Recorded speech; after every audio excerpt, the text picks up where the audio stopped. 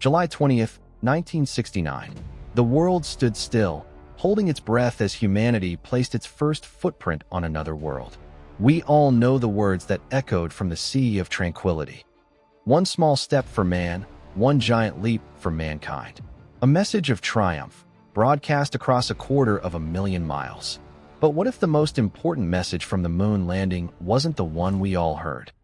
What if, tucked away in the silence between transmissions, hidden in the personal bags of the astronauts, and even in the very dust that clung to their suits, there was another story?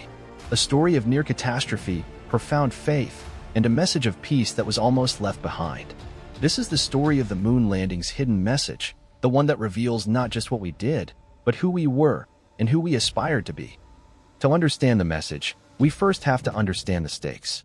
Back at the White House, a speech was waiting on President Nixon's desk. It was written by a young speechwriter named William Safire, and it was never meant to be read.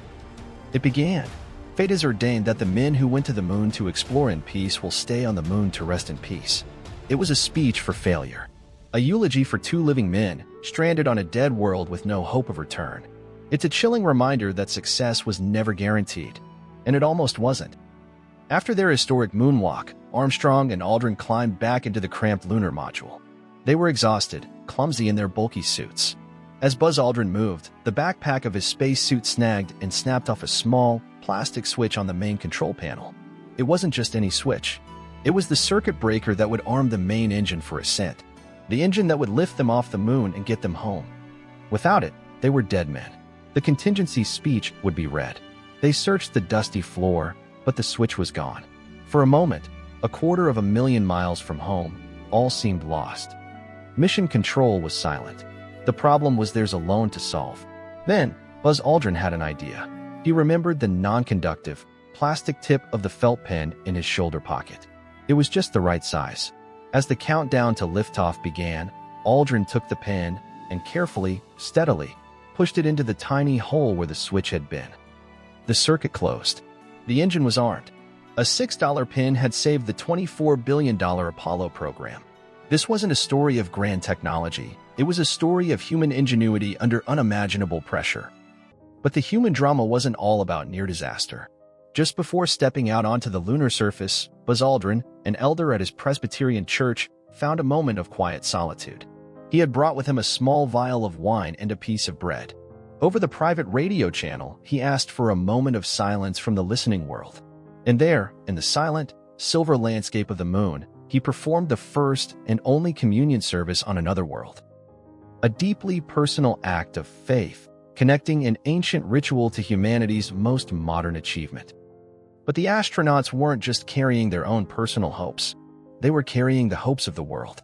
Tucked away in a small aluminum case was this, a silicon disc about the size of a $50. It was called the Apollo 11 Goodwill Disc.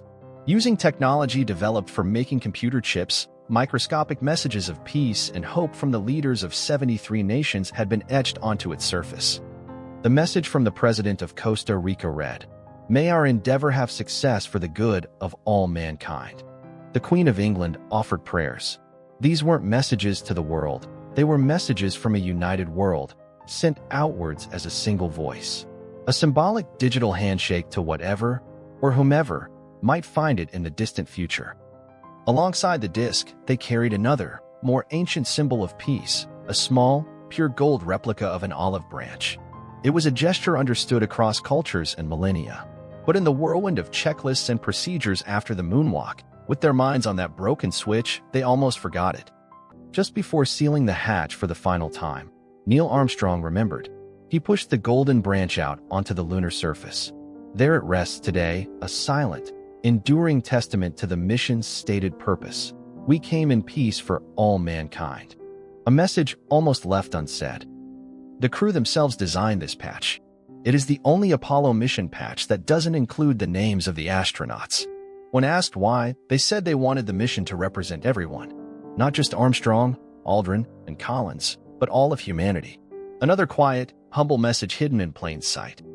And in his personal bag, Neil Armstrong carried a small piece of fabric from the wing of the Wright brothers' 1903 Flyer and a piece of wood from its propeller. He was connecting the first flight at Kitty Hawk to the first flight to the moon. a thread of exploration stretching across just 66 years, from a few feet off the ground to 250,000 miles in space. But for all the messages we sent, the moon may have had a message of its own. 2 months before Apollo 11, the crew of Apollo 10 flew a dress rehearsal, orbiting the moon but not landing. As they passed around the far side of the moon, completely cut off from radio contact with Earth, they heard something that baffled them. For nearly an hour, a strange, whistling sound filled their headsets. It was described as outer space-type music. They were so unnerved they didn't know whether to report it to NASA, fearing they wouldn't be taken seriously and might be grounded from future missions. The official explanation, released decades later, was radio interference between the lunar module and command module's VHF radios. But the astronauts themselves were never fully convinced.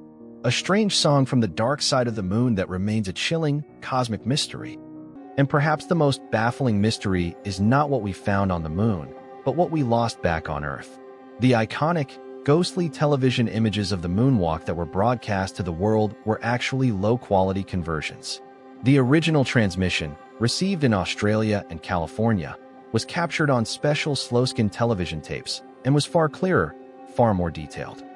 Those original tapes contained the highest quality recording of humanity's finest hour. So where are they? The answer is heartbreaking. In the 1970s and 80s, facing a shortage of magnetic tapes and a stunning lack of foresight, NASA erased and reused them. An estimated 200,000 tapes from the Apollo era were wiped. The original, pristine record of the moon landing is gone forever, lost not to a cosmic mystery, but to mundane bureaucracy.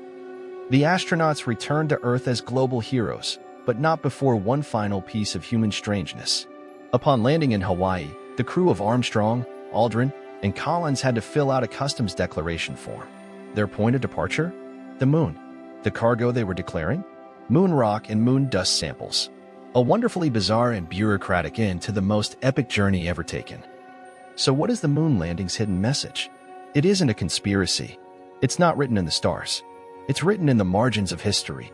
It's the story of a felt-tip pen against the void. A private prayer in a place of utter desolation. It's a message of peace almost forgotten, and a recording of triumph carelessly erased.